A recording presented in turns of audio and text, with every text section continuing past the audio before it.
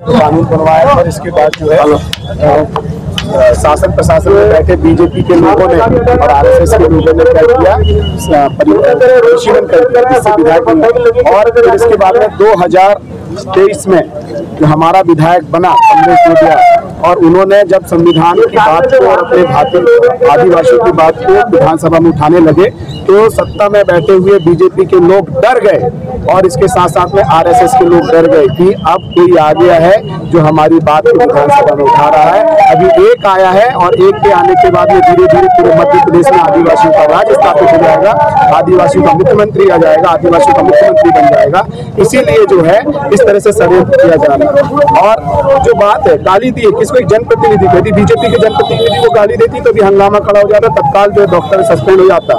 लेकिन आदिवासियों का विधायक है और आदिवासी भारतीय पार्टी जो है मात्र एक ही विधायक बना, इसीलिए ज्यादा कोई दम कम नहीं और आदिवासियों को अभी डरा दिया जाएगा तो आने वाले 2028 में विधानसभा चुनाव होने वाले हैं उस पर उनकी शक्ति कम हो जाएगी। दूसरा चीज ये है कि हम आदिवासी ऐसी कुटुंब परिवार हैं, आदिवासी भारत सरकार ऐसी कुटुंब परिवार है। आप भारतीय संविधान को पढ़ लीजिएगा, आर्टिकल नंबर 244 पढ़ लीजिए, हमारा स्वशासन है।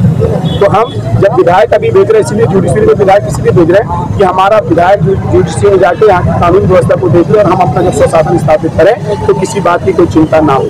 एक डर ये है। दूसरा डर ये है कि जो आरएसएस है, आरएसएस की पैर के नीचे से जमीन खिसक गई है क्योंकि आदिवासी अपनी संस्कृति, अपने संस्कार, अपनी परंपरा, अपनी रीति रिवाज को जान चुका है। और तो सबसे बड़ा डर ये है जो गोपनीयता की शपथ लेते हैं, 1969 को लीज खत्म हो चुकी है इस भारत की, और जब भारत की लीज खत्म हुई थी तो ये आदिवासियों का भारत हो गया था। जो हम अनाज उगा रहे हैं धरती से, हमारे अनाज उगाने से जो शरीर बड़ा हो रहा है, और जो भारत सरकार के पास में जो 1 रुपया है जो भारत सरकार बोलता है और बाकी के जो नोट है उसमें बोलता है रिजर्व बैंक ऑफ इंडिया। तो हम अब हिसाब लेने वाले हैं, हिसाब लेने वाले हैं टीएसी के तहत। और इसके साथ साथ में भारतीय संविधान के 275 आर्टिकल में जो अनुसूचित जाति जनजाति के जो केंद्र सरकार, राज्य सरकार जो विकास के लिए जो प्रावधान बनाती, जो बजट बनाती, उस बजट का भी इन्होंने बहुत सारा घोटाला किया।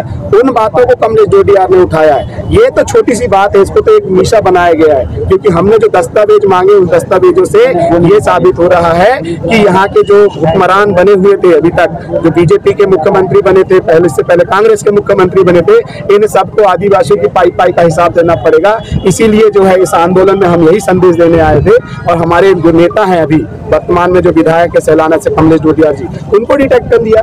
मतलब एक आदिवासी नेता को डिटेक्ट करना मतलब पूरे आदिवासी समाज को डिटेक्ट करना है, पूरे आदिवासी समाज का अपमान करना। यदि उनको गाली दिया मतलब हमको गाली दिया। और भारतीय संविधान का आर्टिकल नंबर 17 बोलता है एट्रोसिटी एक्ट लगाओ, 1989 के तहत उनके ऊपर में जो है एट्रोसिटी एक्ट लग के तत्काल कार्रवाई होनी चाहिए, वो नहीं हुई।